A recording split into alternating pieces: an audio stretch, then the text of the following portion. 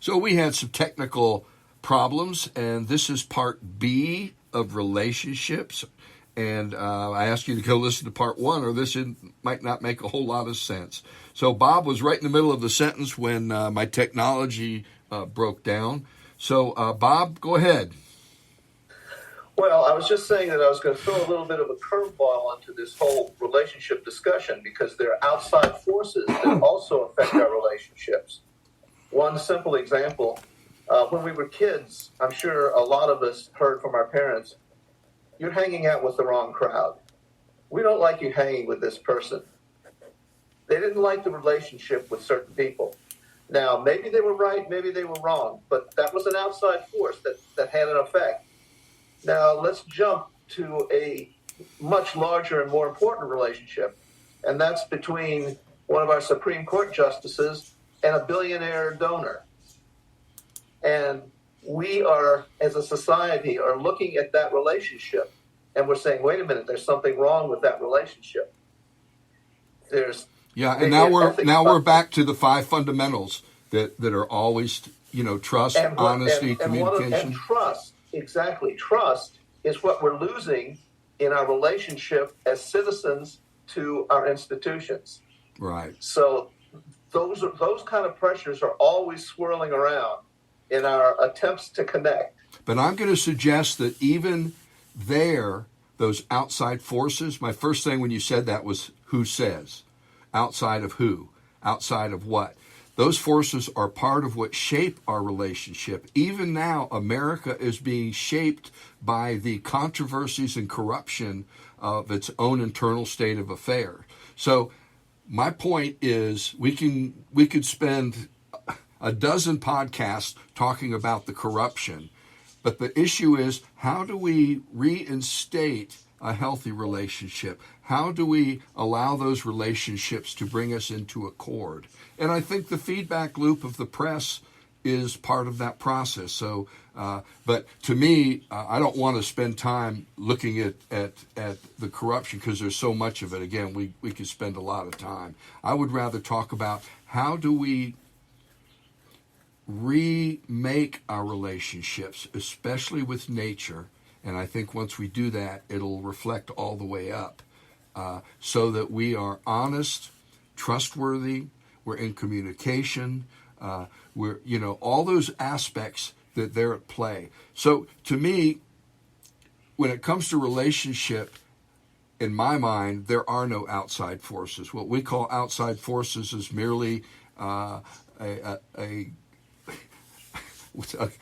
provision that we set up, and that, Bob, you and I were outside forces to each other's families. And it served us well. It actually did help create relationships. So I want us to talk about, how do we do that? With climate change and, viruses and nuclear war, how do we change our state of relationships in such a way that we can accommodate the great challenges that are facing us? Okay, so I'm going to go back to my favorite space, which is our relationship to ourself is primary. And when we can establish trust within ourselves, when we can have integrity within our own dealings, then that's what we're going to take out into the world. And I think it's primary. And the idea that I think there are outside influences that affect our relationships. They make us question things. They challenge us. They provide either a trustworthy environment or an untrustworthy environment. And how do we know which environment we are in? And again, I think that comes back to the primacy of our relationship with ourselves and trusting ourselves to be able to discern that going forward. But it's, there are relationships that I have with an unseen world, right? We have our ancestors. I have family members who have passed on. Those those relationships still live within me. They're an ongoing process that are evolving and changing, but that's all happening inside of me. And then the way I start to view the world becomes a reflection of the health or the destructiveness of those relationships. So again, I think that we are responsible for bringing to the world the healing that we want to see, and I think nature is a very visible part of that. We're doing some really awful things. You mentioned that earlier, Red Hawk, and nature is responding. And so if we don't start to right those kind of relationships, the way we're interacting with things, then so again, I go back to our own internal strength, and the more that we wake up, the more that we can start to see the world in a different way. That's going to be what changes things. And as you were talking, the word that kept popping in my mind was toxic. Bob, what you were talking about, it's the toxic stuff. And what's really good about the human family, even though there's a lot of reaction formation against it, is we are developing finer nuances of understanding what is toxic and what is not. And this is what constitutes a healthy relationship or not.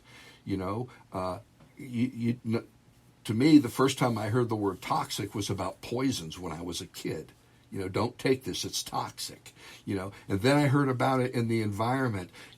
We're poisoning the eagles because we're putting toxic stuff that makes their eggs so thin the babies can't come to fruition in it. And then I heard about it in psychology.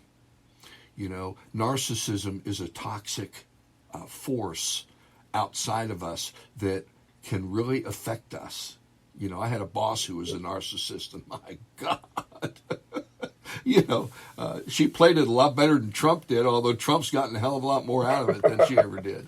I think that another word that Marianne uses a lot and I love is discernment. How do we discern which relationships are toxic, which relationships are not?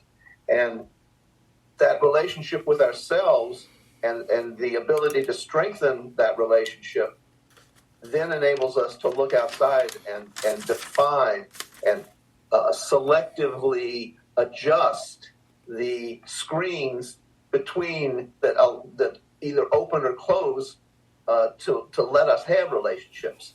And that's very important. We got to decide where we put our energy and where we let other energy affect us. So I think we all agree that our relationship with nature and with the environment is probably right at the top of the list. We should all be focusing energy toward that. And our relationship with each other, we should be focusing on those we trust and those that support us and so forth. So again, discernment becomes so important that we can never let go of that. We always have to be evaluating these relationships. We can't be the flower carriers, I don't remember the term you use, Red Hawk, but the people who everything's wonderful and every relationship that we have is wonderful. Yeah, it's not discerning. Well, and it's important. Go ahead, Marianne. Well, I was going to say the other part of that whole toxicity piece is I think we are learning what creates that toxicity. And that's very important so that we can do things differently. We're learning what's creating a toxic child. We're learning what's creating a toxic element that goes into the environment. We didn't know that before. And so we're learning, you always use the word algorithm. I mean, there's all of these things that are happening, and I think we are learning that those pieces. Some of us are anyway. Some of us don't want to learn anything different. But that's the way things are going to change. Yeah. And what I want us to get is that our senses are openings. They are gateways, and we control that. And I'm not talking about, don't look at stuff. I'm talking about our responses to it. Because our responses is what really wellness and wholeness is about. We have to find ways, and this is the struggle of the human family right now, ways for us to receive each other in ways that are connecting and not ways that are divisive. Because right now we are living in a very divisive world, and we need some way, some universal quality of language that can help us understand our relationships, where we're all on the same page. We're still so caught up in content that we're missing something else, and that something else is the humanness. And I want us to get what we're letting in is otherness, the stuff that is not us. And we can't just live in our relationships to receive otherness that is just like us. It doesn't work that way. You look out in nature, it's all the diversity that allows it to even happen, much less for us to experience the beauty and reap the rewards of it, to work with it. Again, my cotton jeans, my cotton shirt, we're working with it. And yeah, we can go into all the big business and the corruption and the capitalistic stuff, but those are the pieces we need to clean up. We know the corruption's there. We can look at the newspaper every day and we can see the corruption. We can see how things have gone array. We can see how divisiveness has become our opus moderandi, or our way of being. Modus operandi. Yeah, thank you. Oh my God, being old sometimes sucks. Anyway, this whole piece is the spiritual journey. Remember, spirit comes from the root breath. It's what connects us. Every breath is a connecting piece. It's what our fundamental relationships are based on: air, food, water, shelter. You see what I'm saying? And then there's the physiological and the psychological aspects. Again, this is what they've measured at Harvard. Both the physiological, you'll be healthier after 85 years than you would be if you weren't in healthy relationships. And two, psychologically, come on, man, life's got some sucky pieces. It would really suck more if we didn't have each other to lean on to help us in those moments, as the study said, of discontent. This is what it's about. Life would not be as joyful if I didn't have, if I couldn't be there when my daughter drove up, and saying, whoa, this is cool. This is true joy. So this is a piece that is fundamental to human consciousness, and we need to focus more on those things that allow the garden to grow than those toxic elements that keep it from growing, which is where America is now. We're all hurling toxicity at each other, and my friends, it's not going to get us anywhere. But throwing daisies, that's the word I use, Bob, is not going to help us either. Trust and honesty and communication, seriously, those three are so huge. And if we do our relationships right, then affection happens. I think it can't not happen. And I think that's part of what the whole thing is about. And that leads to what's fundamental to it all, and that's respect. Nature is not something to be used up. We're in a relationship with her that demands respect. And on that note, I'm going to say final comments. Bob? Well, my final comment is that an important relationship that we have with our country is the ability to vote. And if we use our discernment to vote in an intelligent manner, in a way that's going to put people in positions of power that we can trust, that we know are going to focus on the things that are important, then we're doing a very, very important act in terms of that relationship between ourselves and our country. Amen. Mary Ann, final comments? Well, I think I'd like to end with going back to our personal relationships. And I think it's safety and trust, I think, are huge. We have to feel safe. We have to trust in order to let other people in. And in order to receive affection from another, we have to have a level of safety that you're not going to be manipulated or used or whatever. And I think in order to create these deep bonds and these deep relationships, it goes back to what we talked about last week. We have to have that empathic curiosity and really with ourselves and examine our responses and be able to figure out why don't we feel safe, or why do we feel safe, and do more of that. And we also want to be able to have the ability to truly nurture others. And when we can do that, there's a level of trust there as well.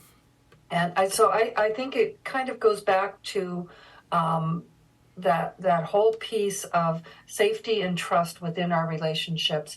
And then when you take that out to the government, we have lost faith and we have lost trust in a lot of our institutions. And I think there are people that are trying to gain that back. And Bob, you're absolutely right. Let's make sure we discern and choose those people who are worthy of being trusted. Yeah. And you know, the word you used that I really loved was bonds. When you said that, I thought of hydrogen and oxygen. What a wonderful relationship they have. That, thank goodness, because it's the basis, that and carbon. Oh man, come on, nitrogen. Oh, what a relationship. All of this works together. So, you know, I'm going to go somewhere that's about my own personal journey, and I'll just share that with you. You see, one of the sound bites I wrote years ago was, "We are entranced by the familiar." Boy, ain't that the truth. And as an artist, the familiar is part of the palette to create something new, to create something outrageous, if you will. And I think that's part of the issue here. So next time we're going to go to our comfort zone. You know, 80% of people are happy in their comfort zone, and I'm thankful for that. Those are people that are working, and, I tell you, as a retired guy, I love my comfort zone. But I get bored easy, I'm ADD type, and I can't just hang there. And that's part of my personal challenge, is what do I do with that? Because not all of us can hang there. I know my dad was at a retirement community. More than 80% of the people there were happy in their comfort zone. He was not. He was going to hospice classes. He was going to Alzheimer's classes. He was interacting, and he lived to be almost 100. Our comfort zone. It's a personal challenge. And I want to go there just to challenge myself. So until then, may the blessings of the one be with you, and may your relationships be whole.